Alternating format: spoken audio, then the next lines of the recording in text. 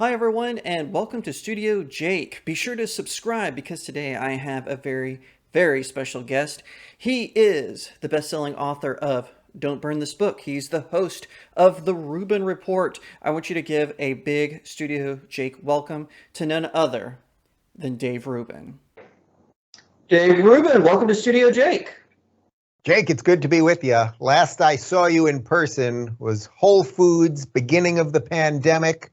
People were afraid to breathe on each other, afraid to look at each other, afraid to touch each other. And actually, not much has changed here in LA. Yeah, that's pretty much exactly the same. And speaking of LA, both you and I are seeing this. We've seen sort of the woke crowd just move into the entertainment industry, which is here in Los Angeles and Hollywood. And you've been in Los Angeles longer than I have. And I'm just curious, especially we're seeing a lash, or I should say a backlash back at the woke content, but these Hollywood industries are doubling down. And I'm just curious because they're losing money. I mean, Batwoman is a perfect example, the CW show. Ratings are in the toilet, 300,000, and I know YouTubers who get more views than that. What do you make of this? Why do you think Hollywood is so intent on doubling down on this crazy woke content? Yeah, I mean, look, one of the things that has become fully built into leftist orthodoxy is that you double down. You never stop no matter what. Donald Trump becomes president, you might think about going, hey, should we look in a mirror? Maybe we did something wrong here. Glenn Youngkin wins in Virginia, you might go, oh, maybe all of this stuff with critical race theory in schools is a problem. But no, they always double down to white supremacists are controlling America. There are racists everywhere. Everyone hates gays and trans and all of the rest of the nonsense. It's baked into it because it's an ideology with a pursuit of power more than what I would say is a principled position, which perhaps would be the pursuit of truth or something grounded in individual rights. Wokeness wants power. You know, it's a collectivist movement that over the course of human history, we've seen many versions of it, whether you want to call it communism or socialism or Marxism, and we can delineate the little differences between all of those. It is the collectivist moment of the day, and it says, hey, we are here, we are good, everyone against us is bad, we are going to destroy all of the bad things that came before us. And the irony is, it builds nothing. So that's the direct answer to your question. Hollywood, there's a reason that everything kind of sucks now, that you aren't getting good comedies, that you aren't getting even the superhero movies, which, to some degree are intentionally designed to be somewhat childish, but can be good for those of us that are adult children in some way. I like the Marvel movies as much as the next guy. But then at some point, there's just nothing left. They've got no new stories. They can't create new arcs. They can't create new characters. What they do is they go into old characters and now they make them gay or they make them trans or blind or throw them in a wheelchair. Was Professor X not good enough for you people? And that is the problem. It's a movement of destruction. Hollywood has just gone all in on it. I think that, as I often talk about on my show, is a much bigger conversation about perhaps a flaw in modern liberalism, which just allows for everything and anything to rush in, and then what you get left with is a whole bunch of nothing. And that's so true because growing up in a conservative Christian household like I did, my family still watched Star Trek: The Next Generation every night. I grew up in the 90s, and the show definitely had a liberal bent to it. Any person can watch that, but there wasn't this woke content. Like you didn't turn it on, and it wasn't this preachiness that now we're getting like in titles like Star Trek Picard and Star Trek Discovery. And I feel like it's kind of seeing how it shifted because a comedy suggestion came up in my Hulu account. And it was a comedy from the 90s, and I watched it, and I realized, man, this movie could not be made today, and that title was Tommy Boy. Tommy Boy could not be made today. It's hilarious. David Spade, the great Chris Farley is in it, and I wonder, like, even just going back to The Office, which didn't end that long ago, right? Could you make something like The Office or even Parks and Recreation No, today? you couldn't. You wouldn't be able to get anything greenlit today. I mean, the Diwali episode of The Office would, I'm sure, be called, anti-Indian or something, even though they were celebrating Indian culture, which is very similar to the nonsense around Apu in The Simpsons. Apu, who was probably, one of the top 10 most beloved characters in the show, who they do a whole episode on why he is an American, just like everybody else. Who Needs the Quickie Mart, one of the best songs out of The Simpsons ever. Homer is anti-immigrant. By the end, he's pro-immigrant. They show you what an Indian wedding is like because of Apu. They talk about veganism and Hinduism because of Apu. I mean, he's the hardest working person in Springfield, and now Hank Azaria, basically the greatest voice actor that we have in America, will no longer do the voice of Apu because it's offensive. Although oddly, Hank has not returned any of the money. It's very curious. He's okay with taking all of the money, but this is what they all do. And this is why it's so pervasive and it's so destructive what social justice and wokeism does. It's like Seth MacFarlane has become a huge wokester. It's like, wait a minute, dude, you created Family Guy, which is actually far more politically incorrect than even The Simpsons ever was. Endless gay jokes, endless black jokes, endless Jew jokes. I have no problem with any of those jokes, but now you, Seth MacFarlane, you're woke, and Donald Trump is the real bad guy. And it's like, one of your main characters on Family Guy is an old man who the entire thing is that he's a gay pedophile. Now, what are you saying, Seth MacFarlane, about gay people? Now, again, I don't have a problem. It's a cartoon. I accept art. But that's what these people do, because then they said, all right, well, we're not going to make as many gay jokes. That's what they've now said on Family Guy. It's patently absurd. And not only is it absurd at sort of like the woke level of, oh, we have to push our ideas on you through this programming. It also makes all of the art suck. So if you look at the last 3 Star Wars movies, and and I know you're a huge Star Wars guy too, the 3 movies sucked. Force Awakens was pretty decent because they tried to set the whole thing up. I think they did a nice job. The second one was just utterly meaningless and confusing. And in the last one, it's like, what's the message of those 3 movies? Like, you could very clearly look at the originals and go, oh, there's a message here of the struggle between father and son and how you have to conquer your demons to become who you are and redemption and all that stuff. Very easy. You could look at the prequels, which I now look back on extremely fondly, and I've been saying for years are going to look better and better over time, and I think I'm right. The prequels are an incredible story of the accumulation of power and political machinations and how you should be wary of power because it could suddenly flip at any moment and you could shut the droid army. Now, the acting was stiff. The dialogue wasn't great. Okay, fine. But what was the meaning of the 3 new movies? There's no meaning. What's the meaning at the end? At the end, she gets the 2 lightsabers. Palpatine disintegrates, and it's like, well, what happened there? Was it that good guys beat bad guys, or good guys combined with bad guys beat bad guys, or it just means nothing? And that's directly connected to the wokeness, because JJ, who I like, it's like he got stuck trying to clean up the mess that Rian Johnson created. But then what was he trying to say? Good art, good movies, they say something at the end. If you have any idea what that Rise of Skywalker was saying, please tell me, because I have no freaking clue. Well, I honestly think it was going to be a cleanup, and if you looked at the leaked Colin Trevorrow script, it was clearly a better attempt at a cleanup. But and this goes to show you just how even SJW's kind of ruined the fun. So, like, I've always been a big fan of the Star Wars prequels. My dad took me to see The Phantom Menace in theaters opening night. We stood in, my dad actually found a theater in like somewhere in downtown Arlington, Texas that wasn't booked, and he was able to get us in on opening night, one of the greatest nights of my childhood. And whenever I would encounter someone who didn't like the prequels, it was always more like a paintball gun fight, right? You come out a little bruised, but you're laughing at the end of it. But I feel like with how the SJWs have divided the fandom with the new series, it almost feels like you're using live ammo in these arguments. And it's like, because if you don't like Rey, you're a sexist, or if you don't like Finn, you're a racist. And it's just like, no, what is that difference? And why do you think that they have made, like, we're even seeing this with the X-Men right now, where with the argument about should it be called the mutants or should it be called the X-Men? It's not fun anymore to debate this. What do you make of it's so how they bring that idiotic. in?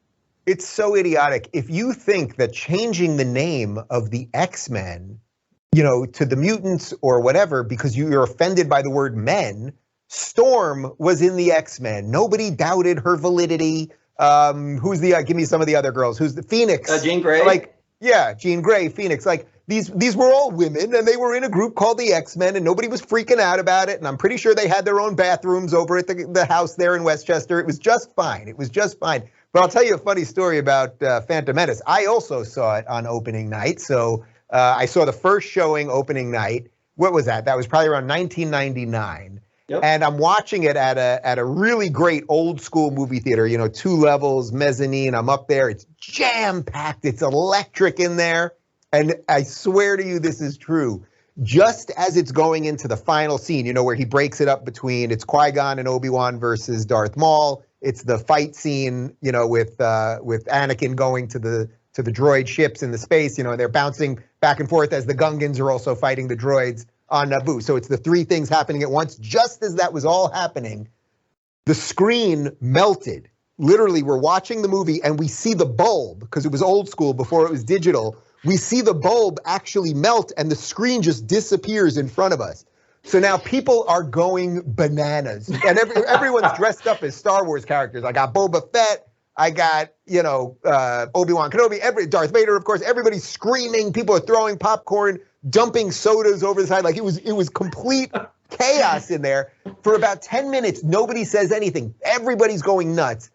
Then, and this is a sad moment, actually, they send out this morbidly obese woman to tell us what has happened. She comes out, this was like a 400-pound woman. She comes out, she says that the bulb blew out, and they're going to get another bulb. They got to go like 2 towns over, and in about a half hour, they'll be back. She announces this. Someone screams out that it's Jabba the Hutt's sister. This poor woman I saw this woman just die in front of me. That was very sad. Anyway, the reason I tell you this whole story is because then what happened was about a half hour later, 20 minutes later, something like that, they come back, they fix the bulb, but the film kept going. So the second they put the bulb in, I saw Darth Maul stab Qui-Gon. Oh. So we missed about 20 minutes. We saw that, and then they rewound it right in front of our eyes. Anyway. Wow. They gave us all free tickets to the next night.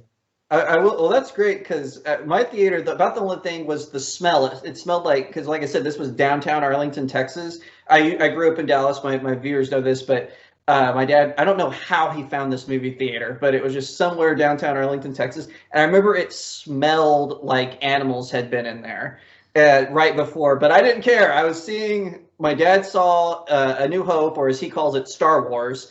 Yeah. Opening night, and so I got to see episode 1 opening night, so it was a little cool torch passing thing. But that could have just been the smell of Gungan. Probably. But it is true, like you were saying, that over time I've seen people come over to my side how much they like the prequels. I actually know someone who went out and bought one of the reissued Jar Jar toys just because he was like, all of a sudden I'm a Jar Jar fan now. And I thought that was pretty funny. He sent me a picture of it, because I would always say, one day you're going to look back and you're going to like Jar Jar. And I thought that was kind of funny. But, and I wonder, because like I said, we're kind of seeing a pushback from it. Like with DC Comics and Marvel Comics, their comic book line, the sales are in the toilet. Ratings are down for CW.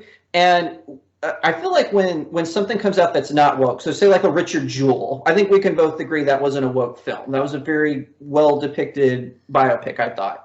Yeah, I actually didn't see it, but I suspect. Okay. But I suspect it was probably not that woke.